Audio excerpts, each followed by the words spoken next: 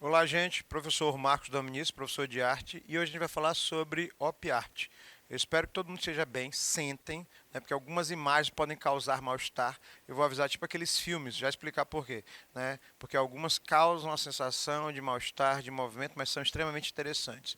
Então, o que é op art? O professor só começou pesado. Então, eu quero que vocês olhem atentamente para o centro da imagem, ou pelo menos o centro de uma das imagens. Espera aí. Isso aqui está se movimentando? Essa é a ideia. Quando a gente fala de op art, a gente fala de um estilo que nasceu no final dos anos 70, início dos anos 80, né, nesse período, e significa arte óptica, ou optical art, em inglês. Né? E ele foi usado pela primeira vez pelo escritor Donald Judd em uma revisão sobre uma exposição chamada Pinturas Ópticas, do Julian Starzak, quase não sai. Né? O que é interessante? Isso foi datado mais ou menos em 1964 e a op art vai se desenvolvendo ali, ou seja, ela nasce um pouco antes do que realmente acontece. Né? O que é interessante sobre a op art? A imagem que é bidimensional, o trabalho do desenho que é bidimensional, ele torna-se automaticamente movimento. Então o que eu tenho? Eu tenho uma imagem que dá a impressão de que ela está se contorcendo, quando na verdade ela não traz isso de verdade, é só um desenho. Só que o efeito da ilusão visual, que a optical art ou a op art causa, é justamente essa modificação do desenho a cada instante. Isso é possível através de quê? O nosso cérebro demora um pouco para codificar e decodificar imagens. E aí, nesse processo, quando ele não se acostuma, ele vai criando um sistema onde, em alguns casos, pode causar mal-estar, onde ele vai modificando a imagem que parece estar em movimento. É interessante sobre isso.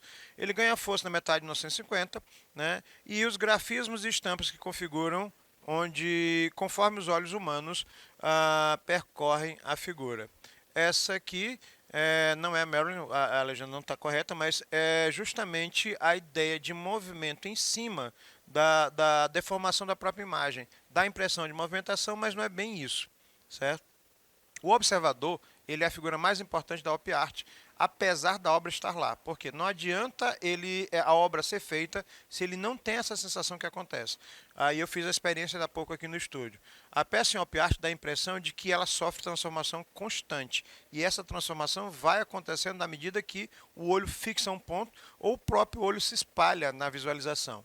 Né? A primeira exposição que foi feita da op art foi feita em 1965 e recebeu o nome de Olho Responsável, em Nova York. Menos expressão e mais visualização. Então eu vou deixar vocês observando enquanto eu falo sobre o mal-estar que essa obra causa, por exemplo, quando você fixa na extremidade. E eu sei que vocês estão fazendo isso. Quando você fixa o olhar na ponta ou no meio, cores psicodélicas e fortes, extremamente biológicas. A ideia é criar uma sensação no cérebro de movimento, mas também de loucura, porque a sensação é muito grande, você não consegue decodificar, porque as imagens, a força das cores, a intensidade das cores, acaba criando esse tumulto cerebral. É o que a gente chama de excessivamente cerebral e sistemático, ou seja, meu cérebro demora um certo tempo, lentamente, para decodificar uma imagem e uma cor. Se essas cores forem se modificando, elas vão alterando a tua percepção e você vai ficando meio tonto. Né?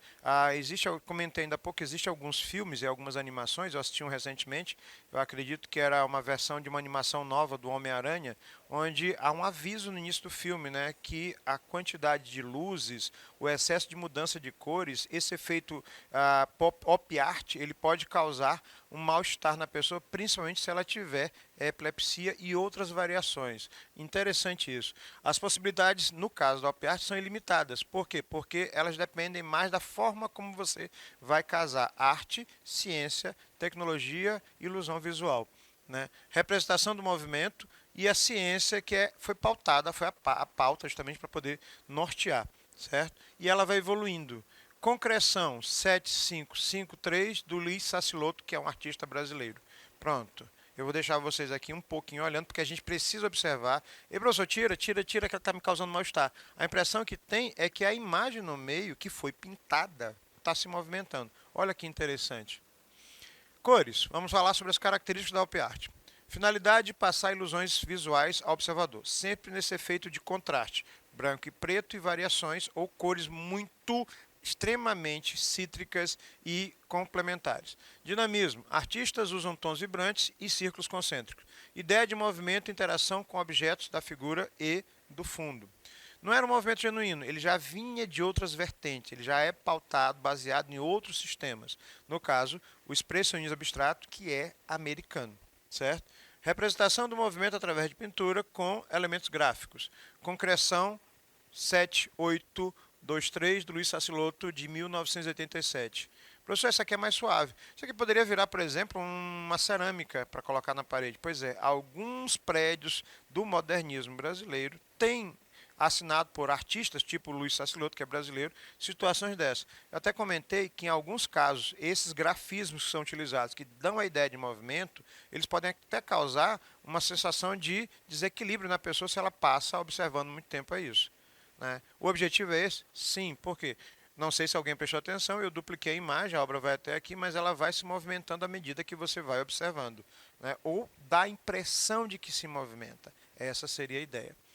Estudos psicológicos sobre a vida moderna, da física e principalmente da óptica. Quer dizer, já vou entrar aqui na área do pessoal da física, por quê? Porque essa questão, inclusive da ilusão visual, acontece, por exemplo, quando você está numa estrada, o asfalto está muito quente, né? Você está no meio do dia e você só olha aquele asfalto derretendo. Essa sensação é uma ilusão de ótica, até porque o nosso olho tem limitações e o artista da op art ele brinca com essas limitações e vai criando novas definições para análise.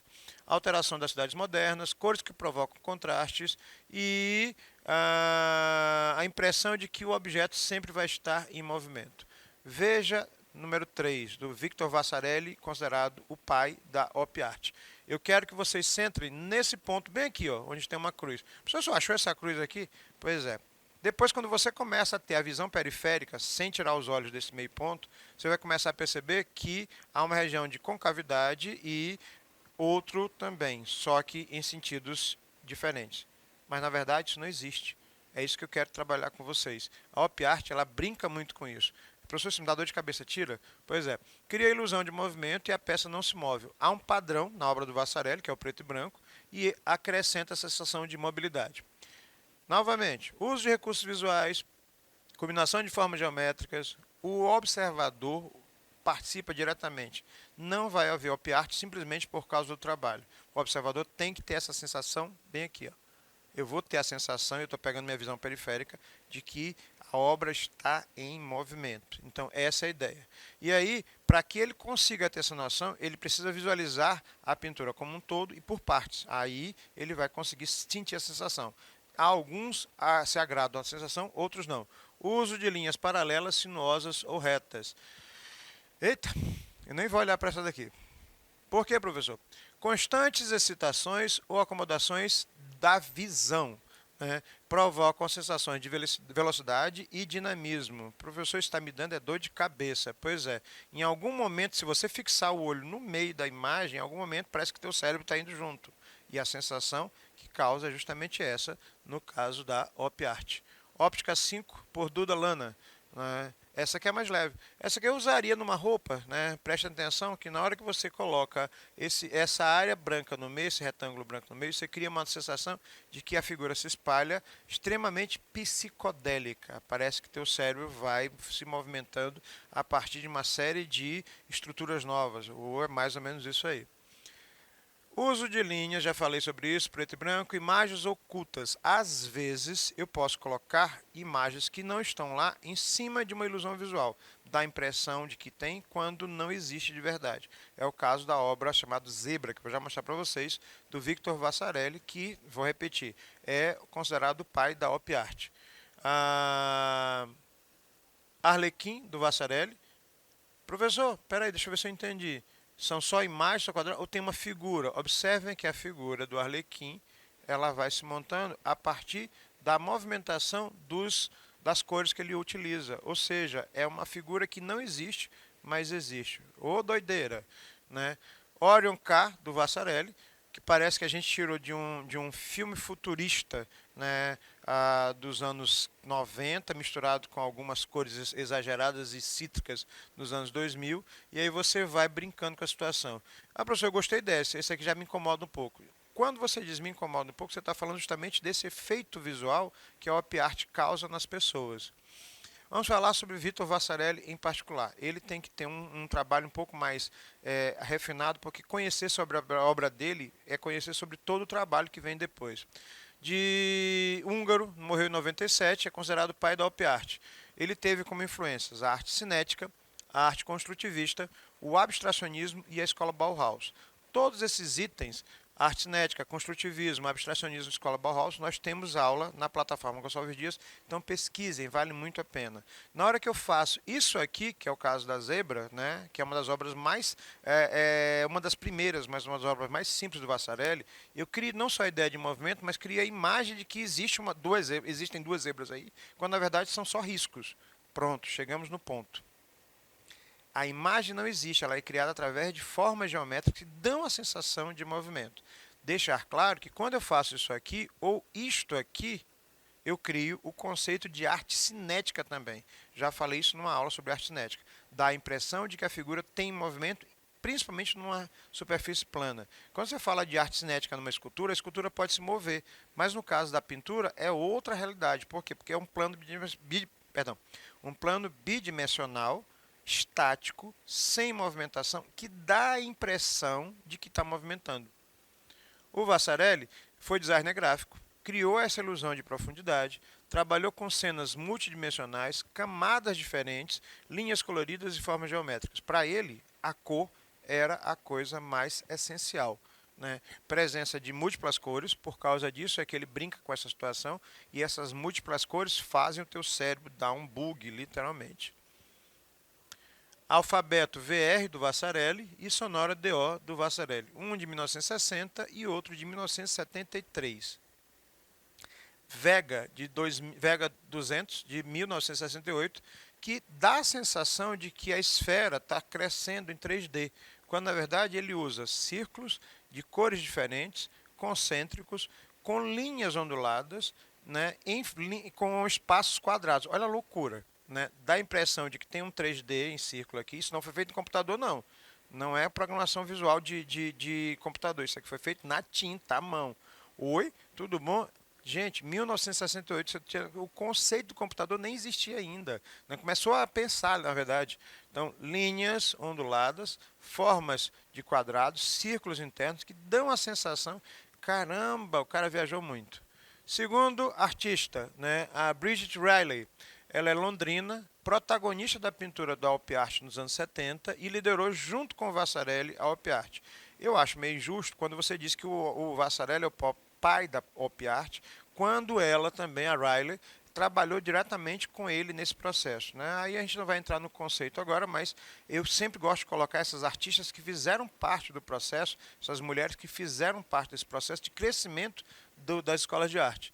Listras, curvas onduladas, discos concêntricos quadrados, triângulos que se repetem e uma organização extremamente sequencial das dobras, das cores, das formas e assim por diante. Né? Obra da Riley. Ai, eu brinquei ainda há pouco, vou deixar de mal de propósito para vocês aqui, porque no calçadão de Ipanema e aqui numa área específica aqui em São Luís, tem um calçadão desse, só que com elementos maiores, que se você andar olhando para baixo, com isso aqui, te prepara que o melhor de todos vai acabar tendo uma sensação de desequilíbrio, porque essa é a ideia. Opa! Richard Allen, vou repetir aqui né, na tela para facilitar a minha intérprete. Richard Allen, britânico, trabalhou com o conceito de arte cinética. O senhor falou de arte cinética, mas eu ainda não assisti essa aula. Arte cinética é a arte que você tem a movimentação física, ou, no caso, uma movimentação visual. Arte cinética, op art, minimalismo e a geometria do abstracionismo, certo? Os estudos da pintura dele geralmente eram em preto e branco. Aqui, perdão, ainda da Bridget Riley. Essa aqui é mais leve do que a outra, né, se você comparar. E os estudos da pintura de op art em preto e branco do Allen. Né? Caramba, dá um nó, eu não sei exatamente, parece que tudo está... Pois é, essa ideia de movimentação, que é uma ideia falsa de que existe ali, ela é criada pela fusão entre o que você vê e como o teu cérebro decodifica a imagem. Por causa disso, que em alguns casos você vai ficando meio tonto e assim por diante.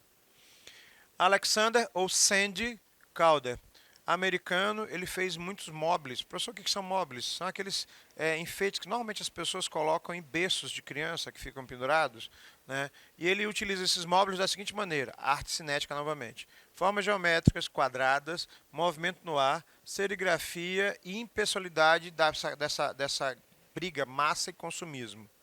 Pronto, as espirais do Sandy Calder e muitos móveis dele. Ed Reinhardt, quase não sai. Ele é americano. Ele misturou muito a op art com o expressionismo abstrato e ele trabalha com manchas e pinturas negras nos anos 60. É mais ou menos isso aqui, ó. As obras, elas brincam muito com essa situação.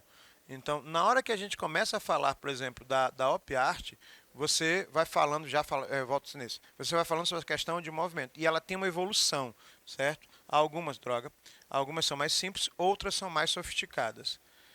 Jesus Rafael Soto, ele é venezuelano, trabalhou com uma obra chamada Penetráveis, que é justamente onde o público pode entrar na obra. A obra dele não é pequena, ela é gigantesca e geralmente na forma de instalações. Ele cria estruturas misturando arte cinética e op art, e ele vai criando efeitos bem dinâmicos. Por exemplo, quando ele coloca essa obra, a pessoa pode passar pela obra, mas ao mesmo tempo que ela passa pela obra, a obra se movimenta, por isso que é chamado de penetráveis.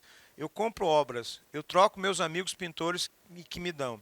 Quero incluir tudo que considero novo na arte moderna e isso seria uma ajuda para os jovens. Então ele acha que a obra não precisa ser simplesmente estática para ser vista à distância. A pessoa pode interagir com ela. É um conceito bem interessante dessa óptica arte. Kenneth Noland. Esse artista é americano, da Carolina do Norte, e ele trabalha muito com listras e cores, né? O objetivo dele, color field. O que é color field? Color field é justamente um segmento do expressionismo abstrato, né, da action paint, que trabalha com isto aqui, ó, onde as manchas coloridas criam efeitos visuais e efeitos sensoriais. Professor, eu não entendi. Você não precisa entender, você precisa sentir. Gostei, não gostei. Eu gosto muito da forma como ele estabelece essa questão do perfeito e do imperfeito. Para mim, é interessante observar, mas a gente tem que levar em consideração que cada observador, nesse caso da op art, tem uma visão diferente sobre a obra, porque o objetivo é causar essa sensação de desconforto, sair da zona de teu conforto para pensar sobre a obra. Luiz Sassilotto é a figura mais importante da op art brasileira, né, e é o principal representante da arte concreta. E o Luiz Sassilotto, ele tem uma história interessante, né? Eu vou voltar numa obra dele aqui para mostrar aqui para vocês. A obra do Sassilotto, ela trabalha muito com o conceito, deixa eu pegar aqui, Vassarelli, aqui, ó.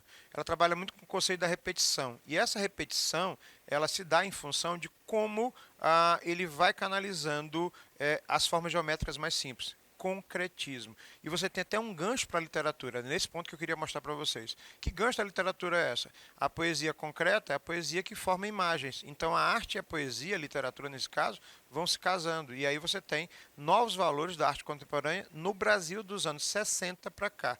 O Sassilotto, né, tem exercícios que são feitos, por exemplo, nas faculdades de arquitetura, nas faculdades de design, hoje no Brasil e no mundo inteiro. Por quê? Porque ele cria um módulo e esse módulo, eu vou repetir para vocês, ele vai se modificando. Não é o mesmo módulo. Observem que aqui está no formato, aqui já mudou, vai mudando até que dê a ideia de movimento. Você só começa a perceber isso depois que você fixa. Observem que essa figura aqui, ela está aqui, aqui, aqui, aqui e aqui. Ela não se repete de maneira igual. Por isso, a falsa ideia de movimentação. Agora eu volto na próxima imagem do Sassilotto para você ter uma noção.